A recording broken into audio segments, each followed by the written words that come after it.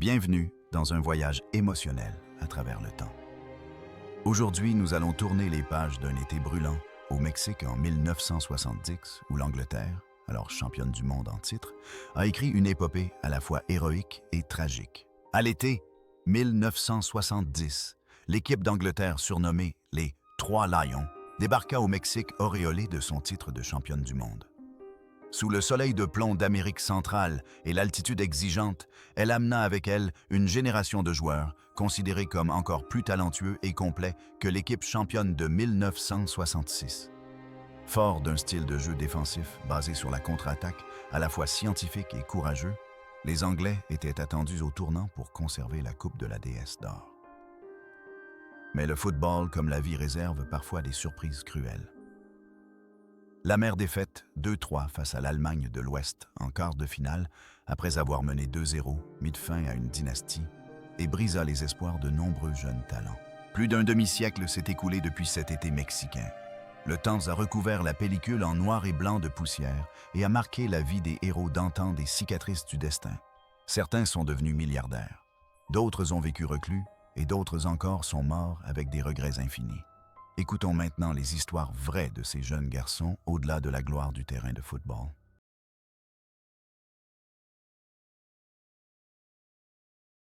Gordon Banks, gardien de but cette année-là, avait 32 ans.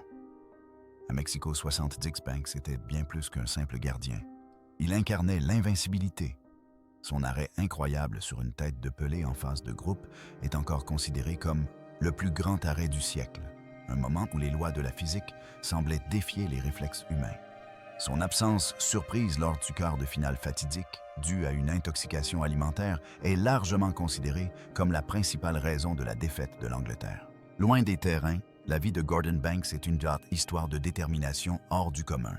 2 ans seulement après sa gloire et sa déception au Mexique, un terrible accident de voiture en 1972 lui fait perdre son œil droit, contraignant le gardien de but légendaire à se retirer du football de haut niveau en pleine force de l'âge. Mais Banks ne se laisse pas abattre par la tragédie.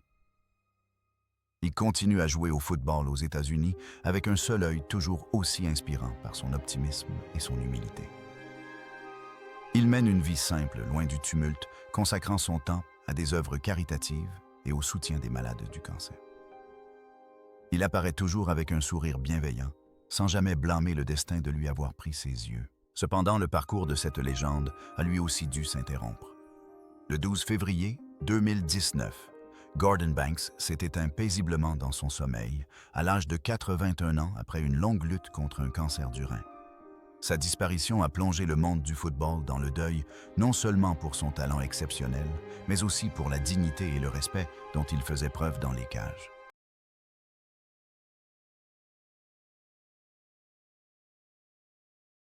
Bobby Moore, capitaine de 29. Était un rock au Mexique incarnant le calme et l'élégance. Son tacle parfait sur le Brésilien Jairzinho reste une référence en matière de défense. Moore ne se contentait pas de jouer au football. Il dirigeait l'orchestre avec une aisance toute diplomatique. La vie de Moore, en dehors des terrains, cependant, ne fut pas aussi idyllique que sa carrière de joueur. Juste avant la Coupe du Monde de 1970, il fut arrêté à tort à Bogota pour le vol présumé d'un bracelet, un scandale qui s'avéra par la suite infondé, mais qui laissa des séquelles psychologiques profondes. Après sa retraite, Moore dut faire face à de nombreuses difficultés. Il ne fut pas considéré comme un entraîneur ou un ambassadeur du football, un rôle qu'une légende comme lui méritait. Il traversa des années d'échecs professionnels et un divorce peinant à trouver sa place dans un monde du football en pleine mutation. Pourtant, Moore resta courtois sans jamais se plaindre de l'injustice de son époque. Mais le pire restait à venir. Le 24 février 1993, Bobby Moore décédait à l'âge de 51 ans des suites d'un cancer du côlon. La disparition prématurée du plus grand capitaine de l'histoire du football anglais fut un choc immense, laissant un goût amer quant à la manière dont le système footballistique du pays l'avait traité durant ces dernières années. À 32 ans, Bobby Charlton était l'âme de l'Angleterre en 1970. Son remplacement par le sélectionneur Alf Ramsey, alors que l'Angleterre menait 2-1 face à l'Allemagne de l'Ouest, fut considéré comme le tournant du match. Charlton quitta le terrain en légende vivante, un homme qui avait connu à la fois la gloire et la tragédie de la catastrophe aérienne de Munich en 1958. Après la Coupe du Monde, 1970 au Mexique, Charlton prit sa retraite internationale et continua de contribuer au succès de Manchester United avant de se retirer définitivement. Sa vie par la suite fut un modèle d'ambassadeur du football mondial. Il fut anobli, parcourut le monde pour promouvoir le sport roi et gérer des fonds caritatifs. Charlton apparaissait toujours impeccable avec sa coiffure caractéristique et une grande humilité. Il était un trait d'union entre un passé glorieux et un présent glorieux. Cependant, dans les dernières années de sa vie, le destin s'acharna sur ce grand homme. Il dut lutter contre la démence, une maladie qui lui ravit les souvenirs de ses anciens coéquipiers et des gloires passées. Puis, un jour d'octobre 2023, Sir Bobby Charlton s'est éteint à l'âge de 86 ans des suites de complications liées à son grand âge et d'une chute dans une maison de retraite. Il a quitté le monde du football anglais, emportant avec lui une ère dorée et laissant derrière lui un chagrin immense pour les supporters du monde entier. L'histoire de Peter Bonetti, le gardien remplaçant de 28 ans, est l'une des plus tristes. Titulaire pour le quart de finale contre l'Allemagne de l'Ouest, en raison de la maladie de Banks, Bonetti a dû faire face à une pression énorme. Les buts encaissés ce jour-là l'ont condamné à devenir le bouc émissaire des médias et des supporters britanniques pendant des décennies. La vie du Chat Noir, le surnom de Bonetti après ce match, fut un long cheminement vers la sérénité au milieu d'un déluge de critiques. Malgré son statut de légende de Chelsea, avec près de 730 apparitions sous le maillot national, le spectre du Mexique de 1970 le hantait encore. Bonetti choisit de se retirer du monde et travailla comme facteur sur une petite île écossaise pour trouver la paix loin des projecteurs. C'était un homme doux et patient qui ne blâmait jamais publiquement ceux qui le critiquaient. Il fallut de nombreuses années avant que l'on commence à le considérer avec plus d'équité et à comprendre que l'échec de cette année-là était la faute de tout le système et non pas seulement celle du cascadeur. Le 12 avril 2020. Peter Bonetti s'est éteint à l'âge de 78 ans après une longue lutte contre la maladie. Il est parti emportant avec lui la tristesse d'un héros disparu trop tôt, mais dans le cœur des supporters de Chelsea, il restera à jamais une légende immortelle.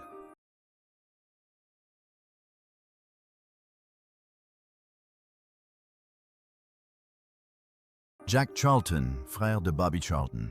À 35 ans lors de la Coupe du Monde, 1970 au Mexique, Big Jack était le vétéran l'ancien gardien aux côtés du flamboyant Bobby Moore. Grand et élancé avec un style de jeu pragmatique et affûté, Jack complétait parfaitement le talent de Moore. Il jouait non pas avec ses pieds, mais avec sang-froid et détermination. Après avoir mis un terme à sa carrière de joueur, la vie de Jack Charlton prit un tournant tout aussi brillant, celui d'entraîneur. Il devint une véritable légende aux yeux des Irlandais lorsqu'il mena l'équipe nationale à l'Euro et à la Coupe du Monde, pour la première fois en faisant d'elle une force redoutable. En dehors des terrains, Jack était un homme de la nature passionné de pêche et de vie rurale. Son caractère franc et direct contrastait parfois avec celui plus réservé de son jeune frère Bobby. Cependant, dans les dernières années de sa vie, ce géant ne put échapper aux ravages du temps. On lui diagnostiqua un lymphome et la maladie d'Alzheimer. Le 10 juillet 2020, Jack Charlton s'est éteint paisiblement à son domicile à l'âge de 85 ans. Son décès, quelques mois seulement après celui de deux autres coéquipiers, a jeté un voile de tristesse sur le football anglais en cette année de pandémie, laissant derrière lui le deuil d'une grande personnalité d'un homme qui a vécu sa vie pleinement et avec passion.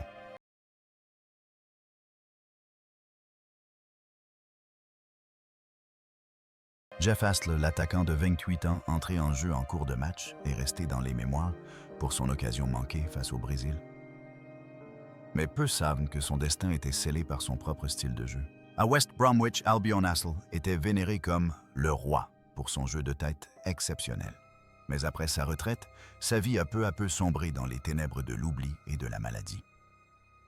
Dès son plus jeune âge, Astley a commencé à présenter d'étranges symptômes, perte de mémoire et déclin cognitif. Il ne se souvenait plus d'avoir été un footballeur célèbre.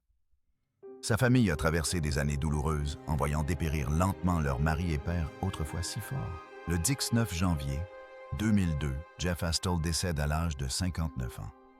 Les résultats de l'autopsie bouleversent.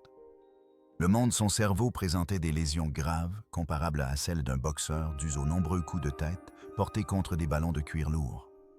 Sa mort révolutionne la compréhension des commotions cérébrales dans le football américain, encéphalopathie traumatique chronique, faisant de lui un martyr de la sécurité des générations futures de joueurs.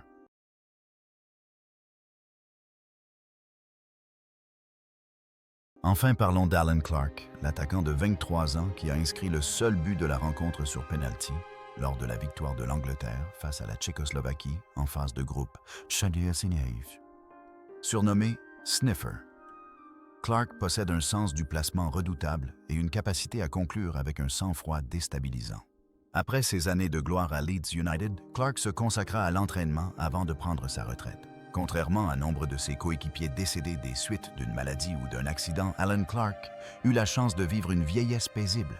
Il résidait dans le Yorkshire, loin du tumulte du football moderne, et se réjouissait de la présence de ses enfants et petits-enfants. Il apparaissait parfois aux commémorations de Leeds United, affichant une attitude décontractée et insouciante. Aujourd'hui, à 79 ans, Alan Clark est toujours là, l'un des rares témoins vivants de l'équipe de 1970. Tel un lien indéfectible entre le passé et le présent, il observe discrètement l'évolution des temps et préserve le souvenir d'une époque glorieuse du football anglais. Colin Bell, le milieu de terrain de 24 ans de Manchester City, est surnommé Nijinsky, en référence au légendaire cheval de course pour son endurance exceptionnelle. Au Mexique, il a remplacé Bobby Charlton contre le Brésil et a contribué au retour de l'Angleterre dans la partie manquant de peu de la menée à la victoire. Bell est un joueur complet, une denrée rare. Cependant, la carrière de Bell fut brutalement interrompue en 1975, alors qu'il n'avait que 29 ans par une terrible blessure au genou subie par Martin Buchan, joueur de Manchester United. Il ne retrouva jamais son niveau d'antan. Loin des terrains, Bell choisit une vie retirée, loin des médias. Il travailla comme ambassadeur pour Manchester City, menant une existence modeste et paisible. Bien qu'une tribune de l'Etihad Stadium porte son nom, Bell semblait toujours mal à l'aise face à cette adulation. Le 5 janvier 2021, après une courte maladie, Colin Bell s'est éteint à l'âge de 74 ans. Il est parti avec le regret d'un talent naturel brisé par une blessure, mais son héritage de dévouement et de loyauté restera à jamais gravé dans les mémoires.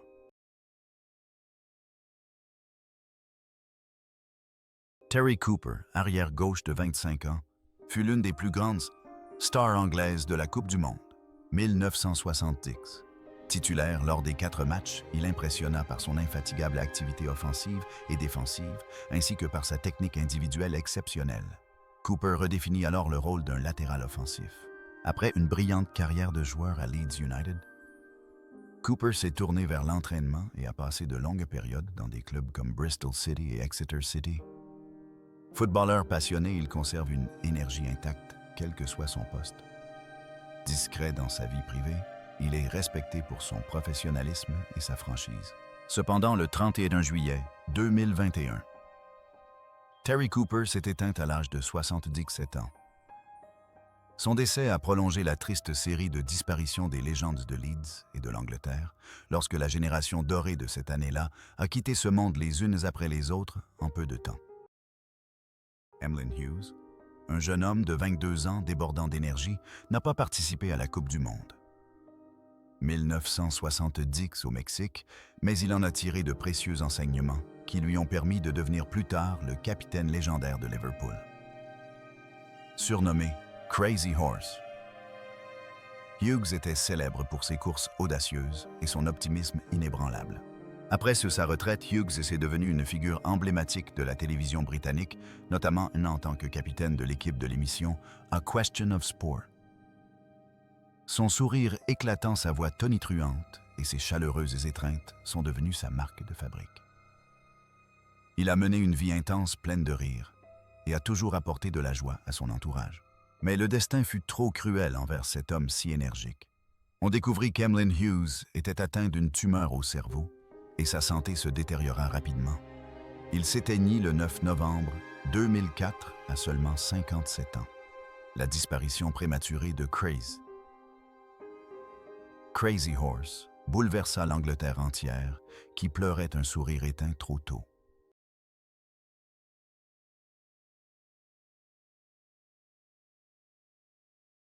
Peter Osgood, un bel et talentueux attaquant de 23 ans, arriva au Mexique auréolé de succès. Cependant, son style romantique déplut à l'entraîneur Alf Ramsey et Yuarichisa Arsimendi, qui le contraignit à jouer un rôle de soutien. Osgood incarnait la galanterie, un véritable playboy du football anglais des années 1970. La vie d'Osgood fut ensuite celle d'une véritable star. Icône de Chelsea, il avait même sa statue devant le stade. Osgood gérait des pubs, participait à des événements médiatiques et était constamment sous les feux des projecteurs. Il menait une vie libre et insouciante et était vénéré comme un saint par ses fans londoniens. Mais toutes les bonnes choses ont une fin, et pour Osgood, celle-ci fut prématurée. Le 1 Air Mars 2006, alors qu'il assistait aux obsèques d'un proche, Peter Osgood fut soudainement victime d'une crise cardiaque et décéda peu après à l'âge de 59 ans. La disparition du roi lors de funérailles fut un cruel paradoxe, laissant un vide immense chez ceux qui admiraient son jeu poétique.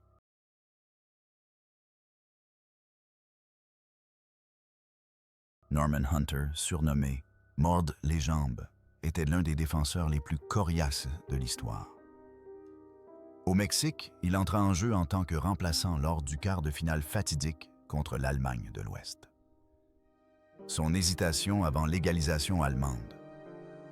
2-2 reste un sujet de controverse, une controverse qui le poursuivit toute sa vie. En dehors des terrains, Hunter est une légende immortelle de Leeds United. Contrairement à son image féroce sur le parquet, c'est un gentleman plein d'humour et un orateur apprécié lors des dîners. Il accueille toujours avec sérénité et le sourire les critiques concernant son style de jeu parfois violent ou ses erreurs passées. Hunter vit heureux en famille et se rend régulièrement à Elland Road pour encourager son ancienne équipe. Cependant, la tragédie a frappé soudainement et cruellement. En avril 2020, alors que la pandémie de COVID-19 était à son apogée, Norman Hunter a succombé au virus. Il est décédé le 17 avril 2020 à l'âge de 76 ans. Sa disparition soudaine a été un choc immense, un douloureux rappel de la fragilité de la vie humaine face aux catastrophes mondiales. 6. Francis Lee, 26 ans, est l'un des attaquants anglais les plus dynamiques du tournoi, mais son parcours a pris une tournure différente et plus prometteuse que celui de nombre de ses coéquipiers. Après sa retraite, Francis Lee a prouvé que les footballeurs pouvaient aussi être de grands hommes d'affaires. Il a fondé une entreprise de papier toilette et est devenu millionnaire, un véritable roi du papier. Il est également retourné à la présidence de son ancien club Manchester City dans les années 90. Sa vie témoigne d'un dynamisme, d'une perspicacité et d'une réussite totale tant sur le terrain qu'en dehors. Cependant, la loi de la naissance, du vieillissement, de la maladie et de la mort n'épargne personne. Francis Lee s'est éteint le 2 octobre 2023 à l'âge de 79 ans après une longue lutte contre le cancer du poumon.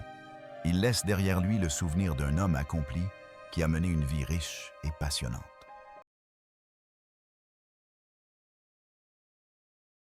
Geoff Hurst Van Tuet en est le seul joueur à avoir inscrit un triplé en finale de Coupe du Monde jusqu'en 2022. Lors de la Coupe du Monde 1970 au Mexique, il était encore l'attaquant titulaire. Contrairement à nombre de ses coéquipiers au destin tragique, Sir Geoff Hurst a eu la chance de connaître une vie paisible et saine après sa carrière. Il est devenu un homme d'affaires prospère, un commentateur sportif et un représentant prestigieux. Il a vu disparaître chacun de ses coéquipiers et frères d'armes de cette équipe légendaire. Aujourd'hui, à plus de 80 ans, Geoff Hurst est toujours lucide et participe activement à la vie sociale. Il est devenu le gardien de la mémoire, le dernier témoin vivant des légendes disparues, transmettant leurs histoires aux générations futures afin que l'aura de cette année ne s'efface jamais. Martin Peters, 26 ans, auteur du deuxième but contre l'Allemagne de l'Ouest, était considéré comme en avance sur son temps grâce à son intelligence tactique. Il correspondait parfaitement au style de jeu de l'Angleterre. Après sa retraite, Peters a choisi une vie plutôt discrète. Il travaillait dans le secteur des assurances, loin des projecteurs médiatiques. C'était un homme de famille exemplaire, dévoué et responsable. Cependant, dans ces dernières années, il n'a pu échapper à la dure réalité de la maladie.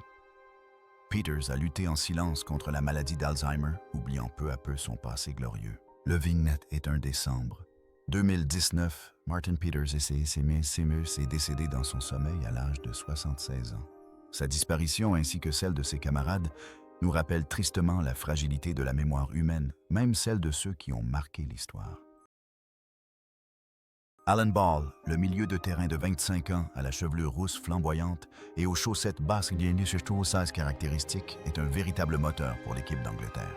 Énergique, passionné et infatigable, Ball est le maître d'œuvre qui fait le lien entre les joueurs. Après une brillante carrière de joueur, Ball s'est tourné vers le coaching, connaissant des hauts et des bas dans des clubs comme Manchester City et Southampton.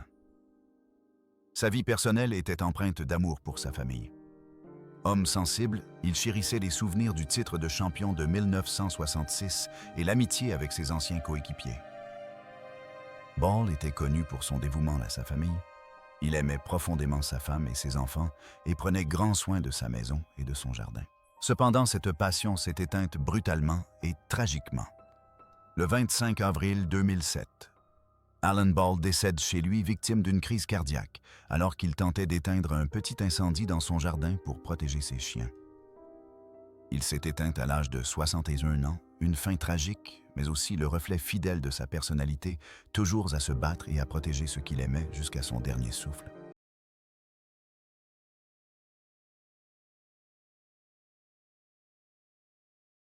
Nobby Stiles, le milieu défensif, reconnaissable à ses dents manquantes et à ses épaisses lunettes. Bien que Stiles n'ait pas autant joué au Mexique en 1970 qu'en 1966 en raison d'une blessure, son esprit combatif et fougueux a été un véritable soutien moral pour toute l'équipe. Sur le terrain, il était un véritable bourreau qui terrorisait les adversaires, mais dans la vie, Stiles était un homme extrêmement doux et chaleureux. La vie de Stiles après sa retraite fut faite de hauts et de bas. Il connut des difficultés financières, telles qu'il dut vendre sa précieuse médaille de la Coupe du Monde pour subvenir aux besoins de sa famille. Il consacra la majeure partie de son temps à l'entraînement des jeunes joueurs de Manchester United, contribuant discrètement à la formation de la fameuse Génération 92, composée de Beckham, Scholes et Giggs. Il mena une vie simple et humble, et esquissait toujours un sourire édenté lorsqu'on évoquait le passé. Mais les épreuves et les conflits passés finirent par le rattraper. Stiles souffrait d'un cancer de la prostate et d'une démence en phase terminale.